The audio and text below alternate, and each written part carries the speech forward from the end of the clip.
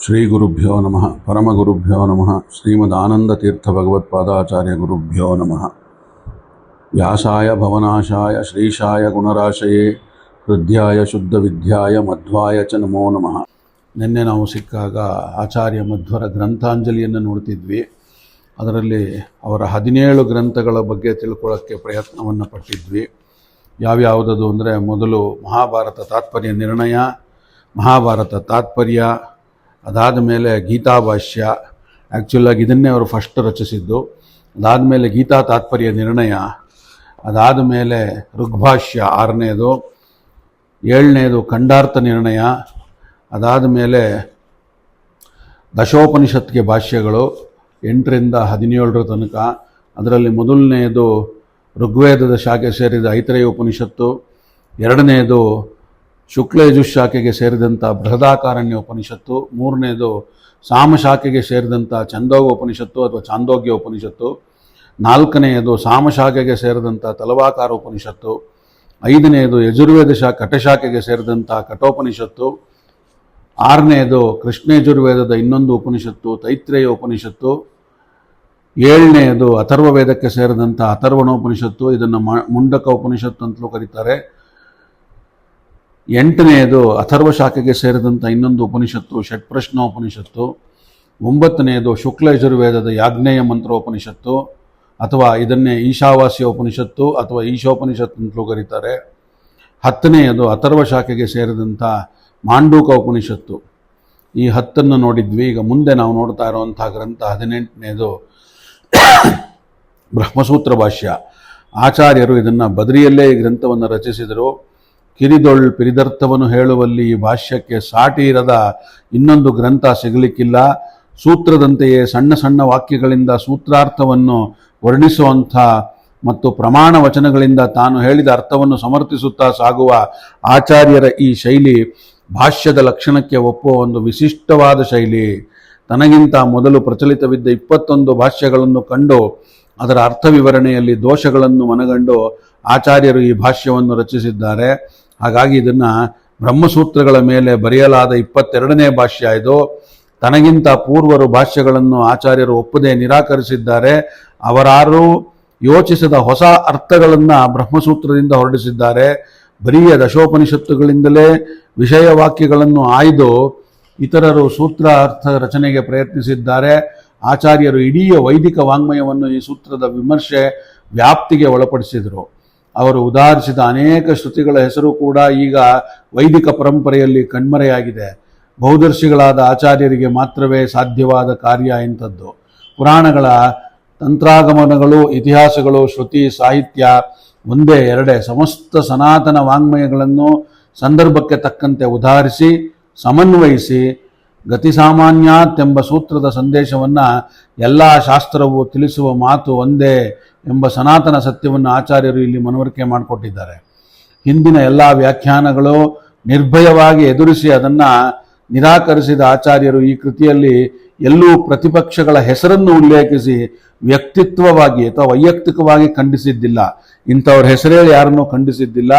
ಅವರ ಖಂಡನೆಯ ಒಂದು ಮಾದರಿ ಏನಪ್ಪಾ ಅಂದರೆ ನೋಡಿ, ನಾನ್ಯಥಾ ತದದೃಷ್ಟೇಹೇ ಅಂತ ಹೇಳಿದ್ರು. ಅಂದರೆ ಇದಕ್ಕಿಂತ ಬೇರೆ ರೀತಿಯಲ್ಲಿ ಸೂತ್ರಕ್ಕೆ ಅರ್ಥ ಮಾಡುವವರು ಸೂತ್ರಕ್ಕೆ ಅಪಚಾರ ಮಾಡ್ತಾ ಇದ್ದಾರೆ. ಯಾಕಂದರೆ ಸೂತ್ರದಲ್ಲಿ ಸಹಜವಾಗಿ ಕಾಣದ ಅರ್ಥವನ್ನು ಅವರು ಕಲ್ಪನೆಯಿಂದ ಎಳೆದು ತರುತ್ತಿದ್ದಾರೆ ಅನ್ನೋ ಅರ್ಥವನ್ನು ಹೇಳಿದ್ರು. ಯಾರು ಇದನ್ನು ಹೇಳಿದ್ದೋ ಅದನ್ನು ಹೇಳಲಿಲ್ಲ, ಹೆಸರು ಹೇಳಲಿಲ್ಲ. ಯಾರ್ಯಾರು ಇದನ್ನು ಓದಿ ಅರ್ಥ ಮಾಡಿಕೊಂಡು ಅಭ್ಯಾಸ ಮಾಡ್ತಿರ್ತಾರೋ ಅವ್ರಿಗೆ ಅರ್ಥವಾಗತ್ತೆ ಇದು. ಇನ್ನೊಂದೇನು ಹೇಳಿದ್ರು ಅಂದರೆ, ನಚನ್ಯತ್ ಕಲ್ಪಯಂ ಅಪ್ರಮಾಣ ಕಲ್ಪತಾತ್ ಅಂತ ಹೇಳಿದ್ರು.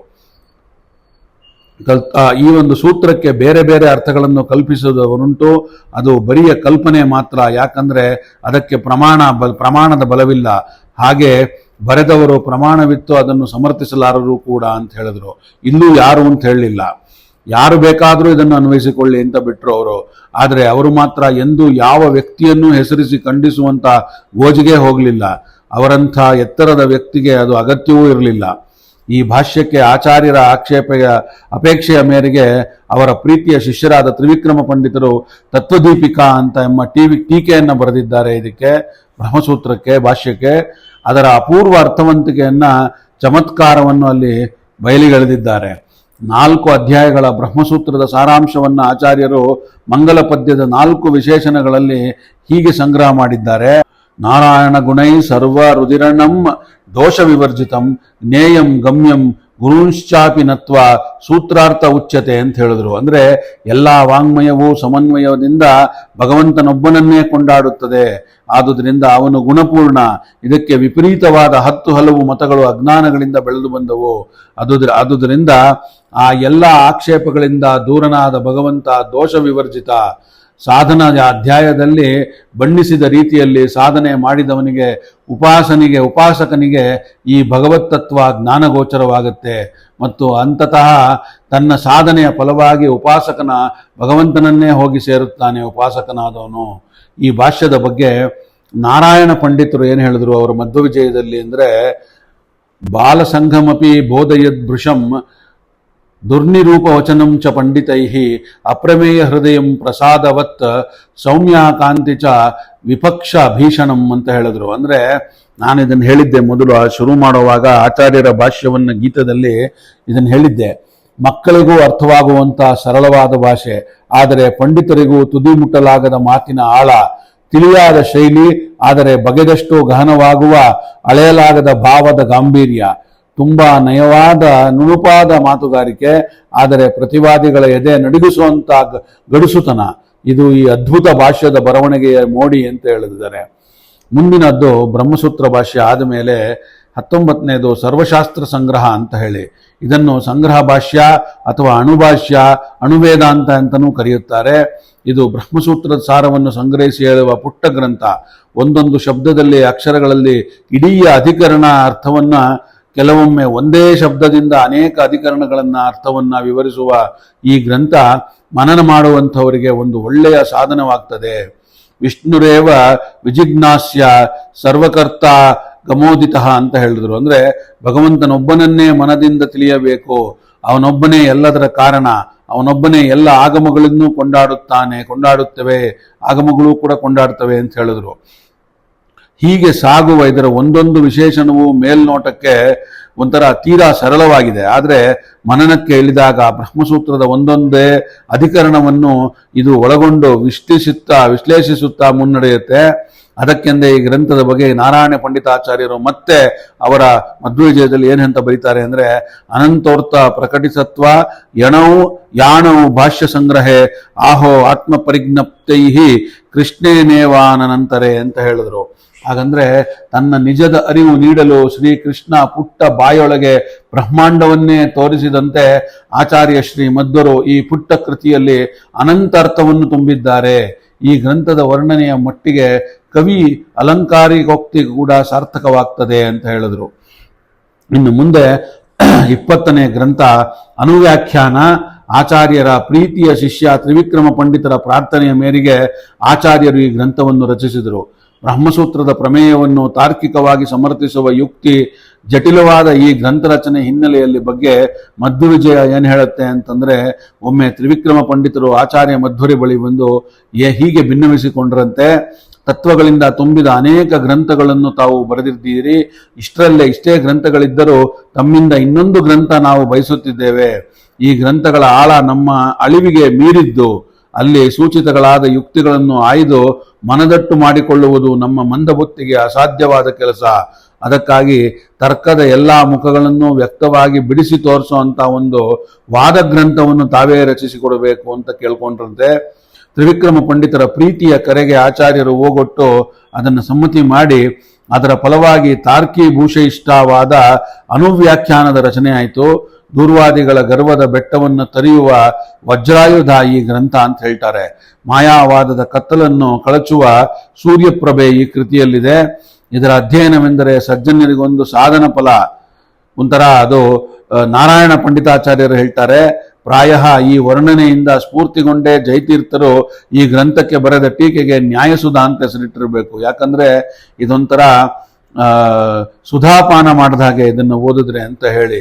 ಮಧ್ವ ಟೀಕಾ ವಾಂಗ್ಮಯದಲ್ಲಿ ನ್ಯಾಯಸುಧ ಸ್ಥಾನ ಅದ್ವಿತೀಯವಾದದ್ದು. ಜಯತೀರ್ಥರು ಕೂಡ ಅನುವ್ಯಾಖ್ಯಾನದ ಬಗ್ಗೆ ಹೇಳುತ್ತಾ ಹೇಗೆ ಮೈಮರಿತಾರೆ, ಕೊಂಡಾಡ್ತಾರೆ ಅಂದ್ರೆ, ಅನುವ್ಯಾಖ್ಯಾನ ನವಳಿ ಚಂಚರೀಕ ಕತಿ ಮೇ ಮನಃ ಅಂತ ಹೇಳ್ತಾರೆ. ಆಚಾರ್ಯರ ಬಗೆಗೆಂಬ ತಿಳಿಗೊಳದಲ್ಲಿ ಅರಳಿದ ಈ ಅನುವ್ಯಾಖ್ಯಾನವೆಂಬ ತಾವರೆಯಲ್ಲಿ ನನ್ನ ಮನಸ್ಸು ದುಂಬಿಯಾಗಿ ವಿಹರಿಸುತ್ತಿದೆ ಅಂತ ಜೈತೀರ್ಥರು ತಮ್ಮ ನ್ಯಾಯಸುಧಾದಲ್ಲಿ ವರ್ಣಿಸಿದ್ದಾರೆ. ಸ್ವತಃ ಆಚಾರ್ಯ ಮಧ್ವರೇ ಈ ಗ್ರಂಥದ ಅರ್ಥವೈಶಲ್ಯದ ಬಗ್ಗೆ ತಮ್ಮ ಎಚ್ಚರಿಕೆಯನ್ನು ಮಾತನಾಡ್ತಾ ಇದ್ದಾರೆ. ಗ್ರಂಥೋಯಮಪಿ ಬಹ್ವರ್ಥೋ ಭಾಷ್ಯಂ ಚಾತ್ಯರ್ಥ ವಿಸ್ತರಂ ಬಹುಜ್ಞ ಏವ ಜಾನಂತಿ ವಿಶೇಷಣಾರ್ಥ ಮೇತಯೋ ಅಂತ ಹೇಳ್ತಾ ಇದ್ದಾರೆ. ಅಂದ್ರೆ ಈ ಅನುವ್ಯಾಖ್ಯಾನ ಬಹ್ವರ್ಥಗಳ ಗರ್ಭಿತವಾಗಿದೆ. ಬ್ರಹ್ಮಸೂತ್ರ ಭಾಷ್ಯ ಕೂಡ ಅನೇಕ ಅರ್ಥವಿಶೇಷಗಳಿಂದ ತುಂಬಿದೆ. ಮೇಲ್ನೋಟಕ್ಕೆ ಕಂಡದ್ದು ಅರ್ಥ ಎಂದು ಯಾರೂ ಭ್ರಮಿಸತಕ್ಕದ್ದಲ್ಲ. ತುಂಬಾ ಬಲ್ಲವನು ಮಾತ್ರವೇ ಈ ಎರಡೂ ಗ್ರಂಥಗಳನ್ನು ವಿಶೇಷಾರ್ಥವನ್ನು ಆಳವನ್ನು ಅರಿಯಬಲ್ಲ ಅಂತ ಹೇಳಿದರು. ಆಚಾರ್ಯರು ತನ್ನ ಎಂದಿನ ಅಭ್ಯಾಸದಂತೆ ಈ ಗ್ರಂಥವನ್ನು ಶಿಷ್ಯರಿಗೆ ಹೇಳಿ ಬರೆಸಿದರು. ಅದರಲ್ಲೂ ಒಂದು ವಿಚಿತ್ರ ಘಟನೆ, 4 ಜನ ಶಿಷ್ಯರನ್ನು ಸಾಲಾಗಿ ಕೂಡಿಸಿ ಗ್ರಂಥದ 4 ಭಾಗಗಳನ್ನು ಏಕಕಾಲದಲ್ಲಿ ಡಿಕ್ಟೇಟ್ ಮಾಡಿ ಬರೆಸಿದಂತಹ ಗ್ರಂಥ ಅಂತಿದು. ಪೂರ್ತಿ ಶ್ಲೋಕಮಯವಾದ ಗ್ರಂಥವನ್ನ ಸ್ಫುರಣೆಯಿಂದ ಡಿಕ್ಟೇಟ್ ಮಾಡಿ ಒಬ್ಬನ ಕೈಯಿಂದ ಬರೆಸುವುದು ಒಂದು ಪವಾಡ ಸದೃಶದ ಕೆಲಸವೇ ಸರಿ. ಬೇರೆ ಬೇರೆ ಸಂದರ್ಭಗಳಿಗೆ ಸಂಬಂಧಪಟ್ಟ ಬೇರೆ ಬೇರೆ ಶ್ಲೋಕಗಳನ್ನು ಏಕಕಾಲದಲ್ಲಿ ರಚಿಸಿ 4ರಿಂದ ಬರೆಸುವುದೆಂದರೆ ಸಾಮಾನ್ಯ ಪ್ರಜ್ಞೆಯ ಕಲ್ಪನೆಗೂ ಮೀರಿದ್ದು. ಇದು ನಿಲುಕದ ಮಾತು. ಇದು ಈ ಗ್ರಂಥ ರಚನೆಯ ಪವಾಡವನ್ನು ಶ್ರೀ ಮಧ್ವವಿಜಯ ದಾಖಲೆಗೊಳಿಸುತ್ತೆ. ಯುಗಪದ್ ರಚನೆನ್ಯಯಾನ್ ಕದಾಚಿತ್ನ ನಿರಂತರಂ ಚತುರಃ ಶಿಷ್ಯಾನ್ ಲೀಲೆಯ ಲೇಖಯತ್ ಖಲು ಅಂತ ಹೇಳುತ್ತೆ. ಮಧ್ವವಿಜಯದ 15ನೇ ಸರ್ಗದ 89ನೇ ಶ್ಲೋಕ. ಆಚಾರ್ಯರ ಗ್ರಂಥಕ್ಲಪ್ತಿ, ಸ್ಮರಣಶಕ್ತಿ ಎಲ್ಲವೂ ಒಂದು ವಿಸ್ಮಯವೇ. ಅವರು ಪಾಂಡಿತ್ಯದ ಮೇರುವಾಗಿದ್ದರೂ ಈ ಉತ್ತುಂಗದಲ್ಲಿಯೇ ಶಿಖರವನ್ನು ಮಾತಿರಲಿ ಅದರ ಔನ್ನತ್ಯವನ್ನು ಕಣ್ಣೆತ್ತಿ ನೋಡುವುದು ಕೂಡ ಬಹಳ ಜನಕ್ಕೆ ಸಾಧ್ಯವಾಗಲಿಲ್ಲ. ಆಚಾರ್ಯರ ತತ್ವವಾದ ನಿಜವಾಗಿ ಪಡೆಯಬೇಕಾಗಿದ್ದ ಪ್ರಸಿದ್ಧಿಯನ್ನು ಪಡೆಯದೇ ಇರಲು ಇದೂ ಒಂದು ಕಾರಣ ಇರಬಹುದು. ಈ ಒಂದು ಅನುವ್ಯಾಖ್ಯಾನ ತಾತ್ವಿಕ ಪ್ರಮೇಯಗಳ ಒಂದು ಅಪೂರ್ವ ನಿಧಿ ಇದು. ಇಷ್ಟು ಎತ್ತರದಲ್ಲಿದ್ದರೂ ಆಚಾರ್ಯರು ತಮ್ಮ ಅನುಭವಕ್ಕೆ ತೀರಾ ಹತ್ತಿರವಾದ ಮಾತುಗಳನ್ನು ಆಡ್ತಾರೆ. ಇನ್ನೊಂದು ಮಹತ್ವದ ಸಂಗತಿ, ಸ್ವಾನುಭವಕ್ಕೆ ಆಚಾರ್ಯರು ಕೊಟ್ಟಷ್ಟು ಮಹತ್ವವನ್ನ ಭಾರತದ ಇನ್ಯಾವ ಮತಾಚಾರ್ಯರು ನೀಡಲಿಲ್ಲ. ಯಾಕಂದ್ರೆ ಅತಿಶಯೋಕ್ತಿಯೇನೂ ಅಲ್ಲ ಆಗಲಾರದದು. ಅನುವ್ಯಾಖ್ಯಾನದಲ್ಲಿ ಒಂದೆಡೆ ಅವರು ಏನ್ ಹೇಳ್ತಾರೆ ಅಂತಂದ್ರೆ, ಶಾಸ್ತ್ರಾರ್ಥ ಯುಕ್ತಾನುಭವ ಪ್ರಮಾಣಂ ತೂತ್ತಂ ಮತಂ ಅಂತ ಹೇಳ್ತಾರೆ. ಶಾಸ್ತ್ರ ಪ್ರಮಾಣ ನಿಜ, ಆದರೆ ಬರೆದ ಶಾಸ್ತ್ರ ವ್ಯಾಖ್ಯಾನಗಳು ಉರುಹೊಡೆದರೆ ಅದು ಬರಿಯ ಕೊಟೇಶನ್ ಮಾತ್ರವೇ ಆದೀತು. ಯಾವುದೇ ಶಾಸ್ತ್ರದ ಮಾತನ್ನು ನಾವು ಅನುಭವಿಸಬೇಕಾದ್ರೆ ಆತ್ಮಸಾತ್ ಮಾಡಿಕೊಂಡಾಗ ಮಾತ್ರವೇ ಅದು ನಮ್ಮ ಶ್ರೇಷ್ಠ ಪ್ರಮಾಣವಾಗ್ತದೆ. ಅನುಭವವಿಲ್ಲದ ಶಾಸ್ತ್ರ ಒಂದು ಬರಿಯ ಶುಷ್ಕ ಪಾಂಡಿತ್ಯ ಅಂತ ಹೇಳಿ, ಶಾಸ್ತ್ರವಿಲ್ಲದ ಅನುಭವ ಬರೀ ಐಹಿಕದ ಕುರುಡು ಪ್ರಜ್ಞೆ ಅದು. ಅದರಿಂದ ಎರಡನ್ನೂ ಮೇಳವಿಸಿಕೊಂಡು ಒಂದಕ್ಕೊಂದು ವಿರೋಧ ಭಾಸವಾಗದಂತೆ ಪ್ರಜ್ಞೆಯನ್ನು ಬೆಳೆಸಿಕೋ ಎನ್ನುವ ಆಚಾರ್ಯರ ಎಚ್ಚರಿಕೆ ಒಂದು ಒಳ್ಳೆ ಹಿತನುಡಿಯಾಗತ್ತೆ. ಇಲ್ಲೇ ಅವಿಸ್ಮರಣೀಯ ಕೂಡ ಆಗತ್ತೆ. ಎಲ್ಲವನ್ನೂ ನಿರಾಕರಿಸಿ ಆತ್ಮ ಸಂಭಾವಿತರಾಗಿ ಬದುಕುವ ಒಂದು ಇಂದಿನ ಕಾಲದಲ್ಲಂತೂ ಈ ಮಾತು ದಾರಿಗೆಟ್ಟ ಜನಕ್ಕೆ ಒಂದು ಜೀವವಾಗ್ತದೆ ಅನ್ನೋದು ಅಭಿಪ್ರಾಯ. ಸನಾತನ ಸತ್ಯದ ಬಗ್ಗೆ ನೀವು ಇಷ್ಟು ಆವೇಶದಿಂದ ಸಮರ್ಥಿಸಿದರೂ 10 ಹಲವು ಮಾತುಗಳು ಅಥವಾ ಮತಗಳು ತಮ್ಮ ಇನ್ನೂ ಜಗತ್ತಿನ ಇಲ್ಲಿ ಏಕೆ ಉಳಿದಿವೆ ಅಂತ ಕಂಡ್ರೆ ಎಲ್ಲರೂ ಏಕೆ ನಿಮ್ಮ ಶಿಷ್ಯರಾಗಿ ಬಿಡಲಿಲ್ಲ ಅನ್ನೋ ಪ್ರಶ್ನೆಗೆ ಆಚಾರ್ಯರು ಈ ಗ್ರಂಥದಲ್ಲಿ ತುಂಬಾ ಹೃದಯಂಬನವಾಗಿ ಉತ್ತರವನ್ನು ಕೊಡ್ತಾರೆ. ಸ್ವಚ್ಛವಾಗಿ ನಿರ್ಮತ್ಸರವಾಗಿ ವಿಚಾರ ಮಾಡತಕ್ಕ ಶುದ್ಧ ಬುದ್ಧಿಯ ಜನ ಯಾವ ಕಾಲದಲ್ಲೂ ವಿರಳ. ಅರ್ಧಂಬರ್ಧ ತಿಳಿದು ಹಾರಾಡುವಂಥ ಎಲ್ಲಾ ಕಾಲದಲ್ಲೂ ಬಹುಮತ. ಜೊತೆಗೆ ತಾನು ಹುಟ್ಟಿ ಬಂದ ಮತವೇ ಶ್ರೇಷ್ಠ ಎನ್ನುವ ದುರಾಗ್ರಹ ಪ್ರತಿಯೊಬ್ಬನ ತಲೆಯಲ್ಲೂ ಇದ್ದೇ ಇರುತ್ತೆ. ಅದರಿಂದ ಹೇಳಿದ್ನಲ್ಲ ನಾವು ಅವ್ರ ಫಾಲೋವರು ಇವ್ರ ಫಾಲೋವರು ಅಂತ ಹೇಳ್ಕೊಂತಾರೆ. ಕಾರಣ ಏನಪ್ಪಾ ಅಂದ್ರೆ ಅವರು ಇವರನ್ನೂ ಓದಿಲ್ಲ, ಅವರನ್ನೂ ಓದಿಲ್ಲ, ಯಾರನ್ನೂ ಓದಿಲ್ಲ. ಅದರಿಂದ ಇಗ್ನೊರೆನ್ಸೇ ಅಲ್ಲಿ ದೊಡ್ಡ ಕ್ವಾಲಿಫಿಕೇಶನ್ ಆಗ್ಬಿಡುತ್ತೆ. ನೀವು ಸತ್ಯದ ಬಗ್ಗೆ ಎಷ್ಟೇ ದೊಡ್ಡ ದನಿಯನ್ನೆಬ್ಬಿಸಿದರೂ ಅಸತ್ಯವನ್ನು ಅಳಿಸಾಕ್ಲಾರ್ರಿ. ಹಾಗಾಗಿ ಎಲ್ಲ ಮತಗಳು ಎಲ್ಲ ಕಾಲದಲ್ಲೂ ಇದ್ದೇ ಇರುತ್ತೆ. ಇಂಥ ಅನುಭವದ ಮಾತುಗಳಿಂದ ಆಚಾರ್ಯರು ನಮಗೆ ತಂದು ತುಂಬಾ ಖುಷಿ ಕೊಟ್ಟಿದ್ದಾರೆ. ಆದರೆ ಇಂಥ ಖುಷಿಯನ್ನು ನಾವು ಬಯಸುವುದಾದರೆ ಅವರ ಗ್ರಂಥದ ಕಬ್ಬಿಣದ ಕಡಲೆಯನ್ನ ಜೀರ್ಣಿಸಿಕೊಳ್ಳುವಂತಹ ತಾಕತ್ತನ್ನು ಬೆಳೆಸಿಕೊಳ್ಳಬೇಕಾಗ್ತದೆ ಅಂತೇಳಿ ಅವರ 20 ಗ್ರಂಥಗಳ ಒಂದು ಗ್ರಂಥಾಂಜಲಿಯನ್ನು ನೋಡಿದ್ವಿ. ಇನ್ನು ಮುಂದೆ ಇನ್ನೂ ಒಂದಷ್ಟು ನೋಡಬೇಕಾಗಿದೆ. ಒಟ್ಟು 38-40ವರೆಗೂ ನೋಡಬೇಕು. ಅದನ್ನು ಎಷ್ಟೆಷ್ಟು ಸಾಧ್ಯವೋ ಅಷ್ಟಷ್ಟು ನಾಳೆಯಿಂದ ಸಿಗ್ತಾ ನೋಡ್ತಾ ಹೋಗೋಣಂತೆ. ಅಲ್ಲಿವರೆಗೂ ಇವತ್ತಿನ ಈ ಆಚಾರ್ಯರ ಗ್ರಂಥಾಂಜಲಿ ವಿಶ್ಲೇಷಣೆಯನ್ನು ಅಥವಾ ಚಿಂತನವನ್ನು ಇಲ್ಲಿಗೆ ಉಪಸಂಹಾರ ಮಾಡಿ ಇದನ್ನು ನನ್ನ ಗುರುಗಳಾದ ಬನ್ನಂಜೆ ಅವರಿಗೆ ಹಾಗೂ ಅವರ ಅಂತರ್ಯಾಮಿಯಾದ ಇದೇ ಆಚಾರ್ಯರು ಹಾಗೂ ಕೃಷ್ಣ ಪರಮಾತ್ಮನ ಪಾದಗಳಿಗೆ ಅರ್ಪಣೆಯನ್ನು ಮಾಡೋಣ. ಶ್ರೀಕೃಷ್ಣಾರ್ಪಣಮಸ್ತು. ಸರ್ವೇ ಸಜ್ಜನ ಸುಖಿನೋ ಭವಂತು.